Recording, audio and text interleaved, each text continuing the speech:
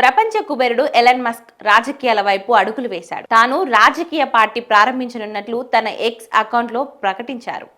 అయితే ఆ పార్టీ అధికారికంగా నమోదైందా లేదా అనేది ఇంకా అమెరికా ఎన్నికల అధికారుల నుంచి స్పష్టత రావాల్సి ఉంది. మరోవైపు పార్టీ అధికారికంగా నమోదైనట్లు ఫెడరల్ ఎలక్టోరల్ కమిషన్ ఇంకా ధృవీకరించలేదు.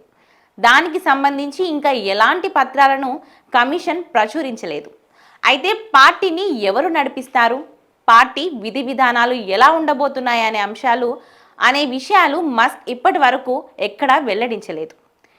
ఈ క్రమంలోనే అమెరికాలో కొత్త రాజకీయ పార్టీ రావాలా వద్దా అని యూజర్లను అడుగుతూ కొద్ది రోజుల క్రితం మస్క్ ఎక్స్లో పోస్ట్ చేశారు. ఆ పోల్లో ఎక్స్లో మంచి రెస్పాన్స్ వచ్చింది.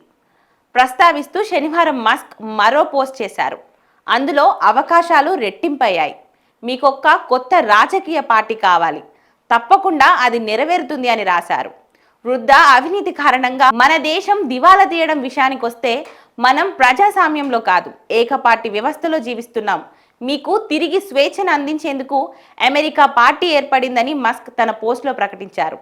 దీనిని రిపబ్లికన్, డెమోక్రటిక్ అనే రెండు పార్టీల వ్యవస్థకు సవాల్గా ఆయన అభివర్ణించారు. ట్రంప్తో బహిరంగానే విభేదాలు కొనసాగుతున్న సమయంలో ఆయన కొత్త పార్టీ పెట్టే అవకాశం ఉందని ఇప్పటికే సంకేతాలు ఇచ్చారు. ఇది పూర్తిగా ప్రభుత్వం నుంచి తప్పుకోవడంతో పాటు తన మాజీ మిత్రుడితో శత్రుత్వం సూచిస్తుంది.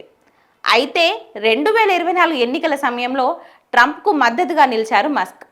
ఆయన మళ్ళీ అధికారంలోకి రావడం కోసం దాదాపు $250 మిలియన్ ఖర్చు చేశారు. ఎన్నికల అనంతరం ఆయన డిపార్ట్మెంట్ ఆఫ్ గవర్నమెంట్ ఎఫిషియన్సీ అధిపతిగా నియమితులయ్యారు. మే నెలలో ప్రభుత్వానికి దూరంగా జరగడంతో పాటు ట్యాక్స్ అండ్ స్పెండింగ్ ప్లాన్స్కు బహిరంగ విమర్శించడం ద్వారా మస్క్కు ట్రంప్తో విభేదాలు మొదలయ్యాయి.